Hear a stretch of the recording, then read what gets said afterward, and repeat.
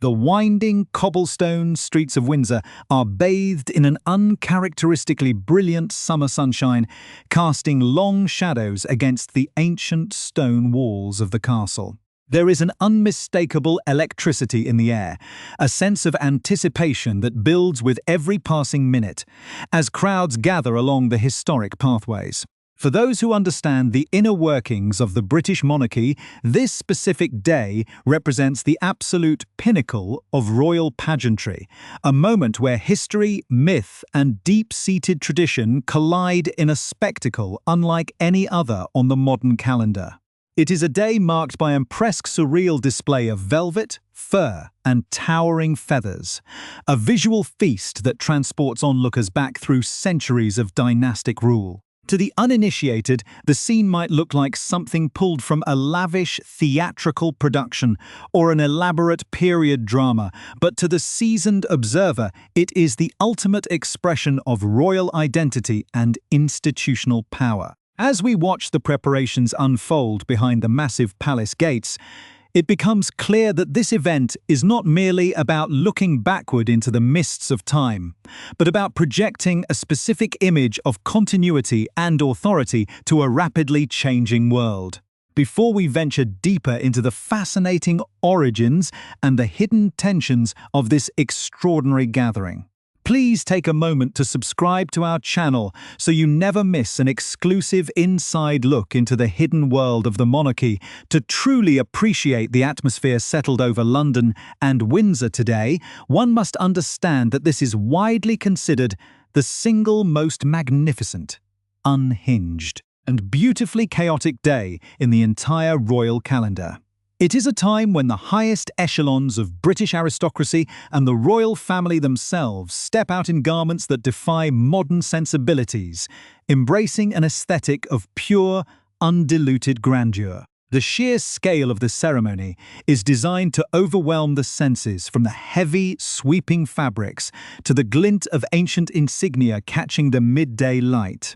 There is a peculiar magic to these proceedings, a sense that by performing these exact rituals year after year, the participants are breathing life into a living tapestry of national identity. Yet, beneath the glittering surface and the joyful cheers of the spectators, there is always a complex undercurrent of courtly drama and strategic choreography playing out in real time. Every detail, from the precise arrangement of the procession to the specific individuals permitted to walk within the inner sanctum, is calculated with meticulous precision. It is a grand performance where the stage is history itself, and every actor knows exactly what is at stake. As the sun rises higher over the battlements of Windsor Castle, the focus narrows onto the extraordinary attire that defines this legendary occasion. The sovereign himself stands at the center of this swirling vortex of tradition, cutting a figure that seems almost otherworldly in its historical fidelity. He appears dressed in a massive mantle of deep blue velvet, a color so profound and rich that it has historically defined the very concept of royal blue. This heavy garment, lined with pristine white taffeta, is designed to give a monarch the unmistakable presence of absolute sovereignty. An effect amplified by a striking star-shaped badge pinned firmly to the chest. Atop his head sits a black velvet bonnet, dramatically crowned with large, sweeping white ostrich feathers that catch the breeze, a symbol of immense wealth and status dating back to an era when such items were rarer than gold. But perhaps the most intriguing element of this entire ensemble is the small, buckled band of velvet worn around the left leg, an item that seems remarkably domestic yet carries the weight of the nation's most exclusive and venerable order of chivalry. This contrast between the supreme dignity of the monarchy and the surprisingly mundane nature of that specific leg band is precisely what makes the day so endlessly fascinating. It highlights the unique British ability to transform the unconventional into the sacred, turning an ancient piece of wardrobe technology into the ultimate symbol of honor and proximity to the throne. As the procession begins to form, the rhythmic sound of marching feet and the distant fanfare of trumpets echo through the castle precincts, signaling the start of a journey that is as much about navigating modern public relations as it is about celebrating medieval knightly virtues. The atmosphere is thick with a sense of historical gravity, yet there is an undeniable lightness, a shared understanding among those present that they are witnessing something gloriously unique to the fabric of their nation. It is an event that thrives on its own eccentricities, drawing strength from the very absurdity of its magnificent scale as we watch the elite gathering take their places. The narrative begins to shift from the outer splendor to the intricate web of relationships and recent transformations within the royal circle. This year, the atmosphere carries a distinct sharpness, a palpable awareness of who is present, and, perhaps more importantly, who has been completely omitted from the gathering. For the first time in recent memory, a major shift has occurred within the ranks of this exclusive brotherhood, a quiet but definitive rewriting of the guest list that speaks volumes about the current direction of the institution. While the sunshine continues to illuminate the brilliant yellow and cream dresses of the attending high-profile family members, the absence of certain figures hangs heavily in the air, serving as a stark reminder that even the most enduring traditions must eventually adapt to the realities of the modern era. The private lunches and the solemn church services that form the core of the day's events are no longer just about celebrating past glories, but about defining the boundaries of accountability and status within the contemporary realm. This subtle blending of medieval romance and modern institutional strategy creates a uniquely compelling backdrop for today's events. The onlookers lining the streets see only the flawless execution of pageantry, the smiling faces, and the impeccable style of the younger generation of royals who represent the future of the crown. They see the effortless grace with which these modern figures carry the immense weight of their historic garments, bridging the gap between the ancient past and the present day. But for those who look closer, the true intrigue lies in the unspoken decisions, the behind-the-scenes negotiations, and the gradual evolution of a centuries-old tradition that refuses to remain static. As the bells of St. George's Chapel begin to ring out across the town of Windsor, the true story of the day begins to reveal itself, promising a fascinating exploration of human nature, royal power, and the enduring strength of a legacy built on a foundation of chivalry, secrets, and an unexpected piece of history. The brilliant visual display moving through the heart of Windsor eventually gives way to the deep, complex history and the modern controversies that define the true nature of this exclusive institution. To understand why this day carries such immense weight, one must travel back to the year 1348, a time when the kingdom was ruled by King Edward III.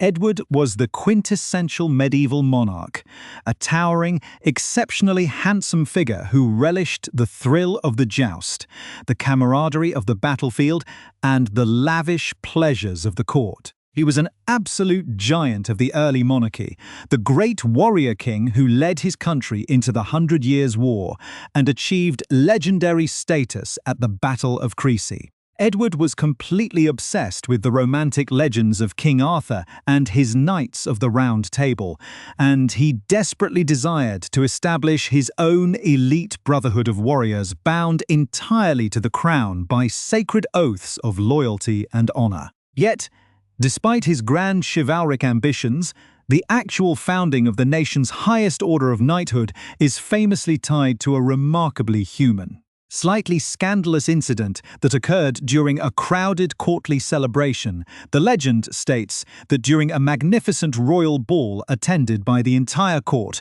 a prominent noblewoman, widely believed to be Joan, the Countess of Salisbury, was dancing when a crucial piece of her wardrobe suddenly slipped to the floor.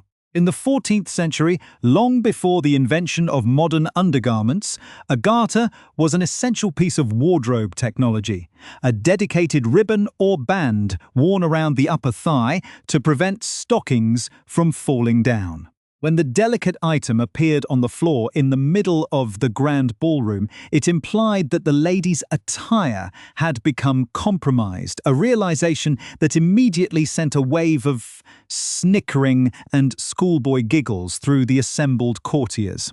The situation was further charged by the widespread rumor that the beautiful countess was actually the king's secret mistress, adding a delicious layer of courtly intrigue to the wardrobe malfunction. Seeing his companion facing public humiliation from the smirking crowd, King Edward stepped forward with characteristic bravado, picked up the fallen underwear, and bravely buckled it around his own leg to deflect the mockery, turning a stern, commanding gaze upon his whispering courtiers. The king delivered a sharp rebuke in French, the official language of the English court at the time, declaring a phrase that would echo through centuries of history. His words, which roughly translate to "shame on him who thinks evil of it," were a direct challenge to the dirty minds of his court, effectively stating that those who sought scandal in a harmless accident were the ones truly lacking in honor. To fully cement his protection of the lady's reputation and turn the embarrassing moment into a triumph of chivalry, Edward announced that he would establish a brand new order of knights so noble and prestigious that the humble Garter would soon become the most celebrated and coveted honor in all of Christendom. Whether this origin story represents a magnificent act of royal gallantry or a brilliantly retrofitted excuse to cover up an illicit romance, the motto remained permanent, eventually finding its way onto the royal coat of arms, where it still sits today as a defining symbol of sovereign authority. This fascinating blend of high chivalry and basic human drama established a precedent that has carried through to the modern iteration of the event. Every June, the sovereign and the elite members of the order gather at Windsor Castle to reenact these ancient bonds, creating a spectacle that feels like a deliberate project of narrative management. The primary function of this intense pageantry is to convince the public that the ordinary flesh and blood individuals who inhabit the royal family are somehow elevated, carrying a divine or historically sacred mandate to lead. The sheer weight of the physical garments reinforces this illusion, with the heavy blue velvet mantles, the intricate white taffeta linings, and the embroidered badges creating a visual language of absolute power. When the current members of the family, including the King, the Queen, and the Prince and Princess of Wales, parade through the historic town toward St. George's Chapel, they are actively writing a script of stability and continuity designed to overshadow the chaotic realities of contemporary life. However, the modern execution of this ancient ritual is currently caught in a powerful undertone of institutional tension and family division that no amount of velvet can fully conceal. While the public cheers for the flawless appearance of the younger generation, the true drama is taking place behind the scenes, specifically concerning the complete erasure of certain high-profile individuals from the proceedings.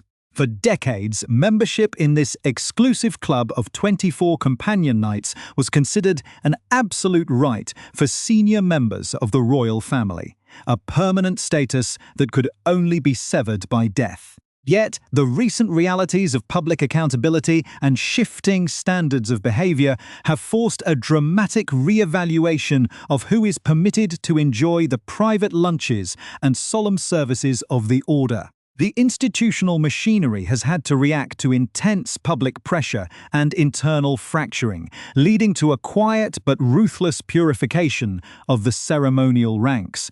This internal conflict highlights a profound shift in how the monarchy handles its public relations, revealing a sharp contrast between the strategies of the past and the demands of the present. For years, there was a noticeable tendency to tolerate controversial figures within the private, non-public-facing aspects of these grand events, allowing them to attend the exclusive lunches and chapel gatherings even after their public roles had completely disintegrated.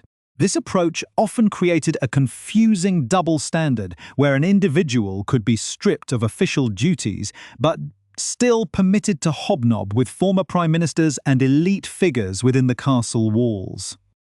Today, that compromise has completely shattered, replaced by a much stricter policy of total exclusion that reflects a growing awareness that the survival of the crown depends on a reputation for absolute integrity and modernity. The enforcement of these new boundaries has not been achieved without significant friction within the palace walls, often pitting different generations of the family against one another regarding the speed and severity of the changes.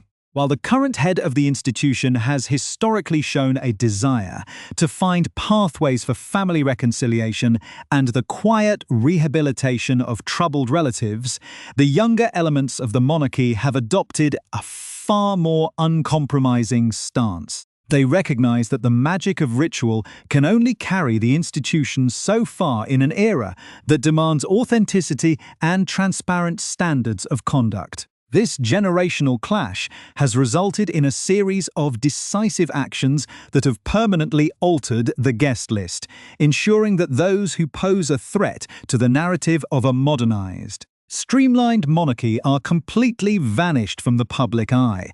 As the afternoon light shifts across the ancient stones of St. George's Chapel, the visual contrast between those who embody the future of the crown and those who have been left behind becomes impossible to ignore. The presence of figures who combine a natural gravity with a modern, approachable style reinforces the idea that the monarchy is successfully evolving to meet the challenges of a new age. Their ability to maintain a calm, dignified demeanor in the face of public scrutiny and occasional protest serves as a powerful asset to the institution, demonstrating a resilience that resonates strongly with the public.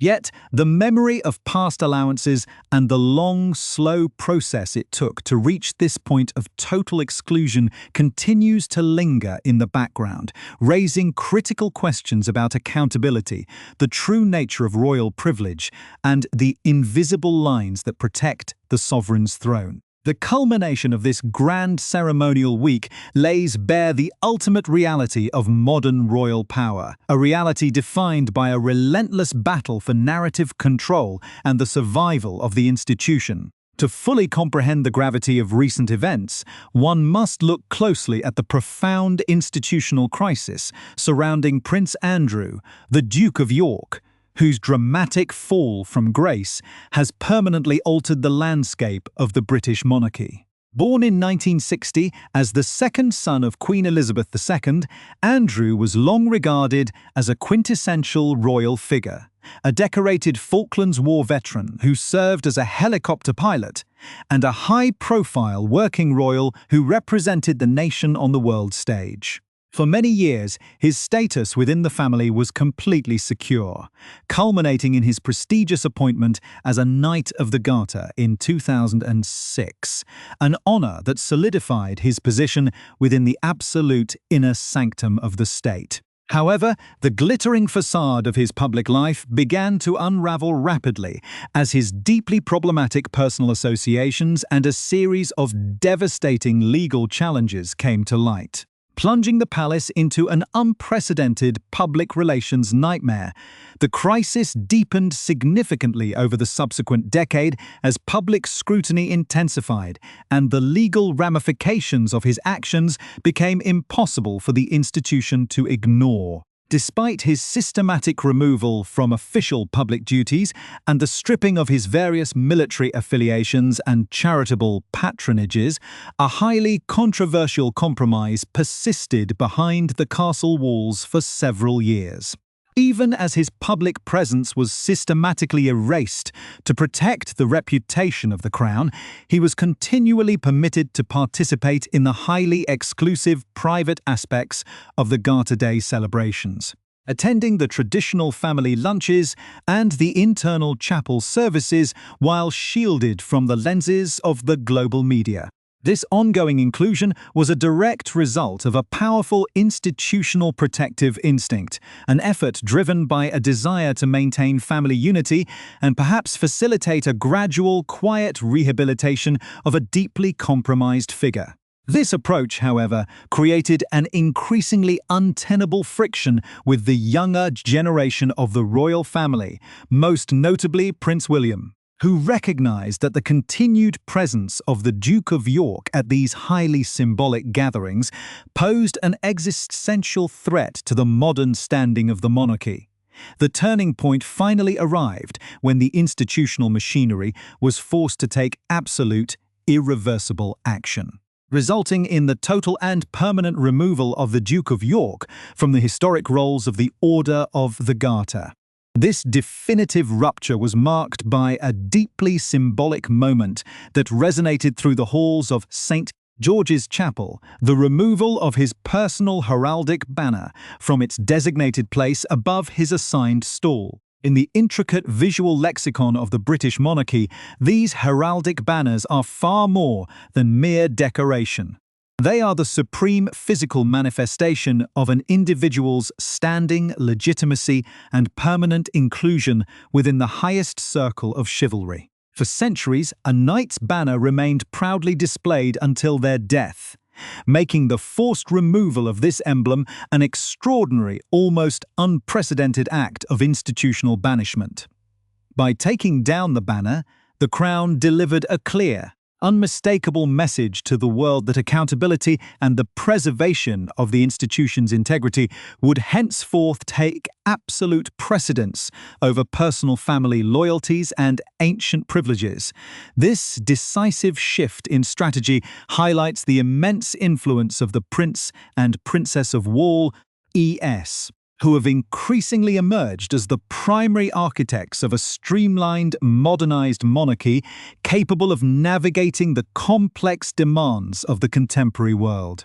Their approach stands in sharp contrast to the traditional, often agonizingly slow methods of the past, reflecting a profound understanding that the survival of the crown depends on a reputation for transparency, authenticity, and a clear alignment with public values. The Princess of Wales, in particular, has demonstrated an exceptional capacity to balance the immense weight of historic pageantry with a natural, accessible dignity that resonates deeply with modern audiences. Her flawless appearances throughout this high-profile ceremonial week underscore her role as a vital institutional asset, a figure who can seamlessly bridge the gap between ancient traditions and the realities of a media-driven society, effectively anchoring the public's affection and ensuring the continuity of the royal narrative. As the historic events of this remarkable week draw to a close, the grand procession through the grounds of Windsor Castle leaves an indelible impression on all who witnessed it, serving as a powerful reminder of the enduring potency of ritual in the modern age. The sweeping blue velvet mantles, the glistening stars of St. George, and the towering white ostrich feathers all play a vital role in sustaining a grand national myth, converting the complex, often fragile realities of human history into a seamless display of stability and timeless authority. This elaborate performance is the very core of the monarchy's enduring appeal, a masterclass in narrative management that relies on the flawless execution of ancient pageantry to capture the public imagination. Yet, the true lesson of recent history is that these magnificent costumes and sacred rituals can no longer serve as a shield against public accountability or a cover for internal institutional failures.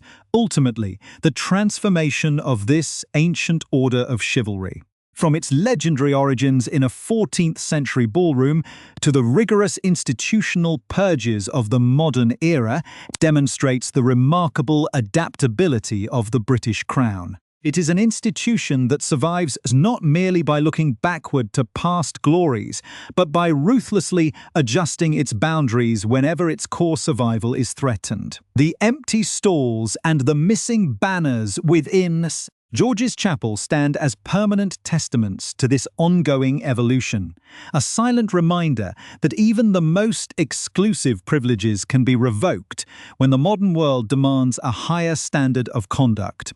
As the final fanfares fade across the battlements of Windsor and the participants return to the private quiet of the castle, the monarchy looks forward to the future with a renewed clarity of purpose. Fully aware that its place in the modern world must be continuously earned through actions that match the high ideals of its ancient armor. This has been a definitive chronicle of tradition, power, and transformation at the heart of the royal calendar, a story that continues to unfold with every passing year.